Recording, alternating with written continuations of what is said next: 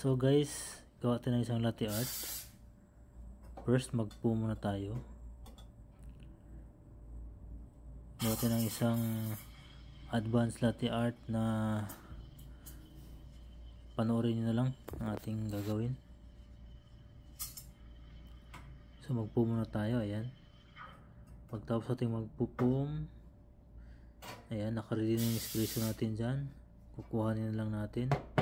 I-top swirl mo natin yung yung gatas na yun, at saka yung espresso. So i-mix mo natin yung espresso, tapos ayan, pwede natin mag latte art.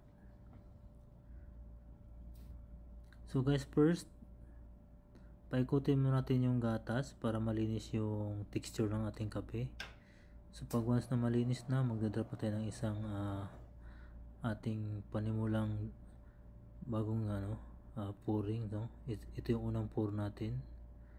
Ayan, ganyan lang guys yung paggawa ng isang advance, no? Easy lang, napakasimple lang na advance para lang sa ating skills, no? Para hindi makakalimutan natin. Kailangan natin i-stretching. So ayan guys, no? Gawa tayo ng isang head niyan. So ayan guys, panoorin nyo lang pagkatapos yan. So ayan, isang head ng cow. Ayan lang guys, napaka easy lang ating ginagawa. So ayan siya, lagyan natin ng tenga plus yung horn niya. Ayan, isa pang horn.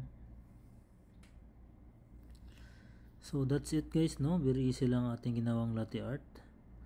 Pang practice lang, pang stretching lang sa ating skills para hindi natin makalimutan.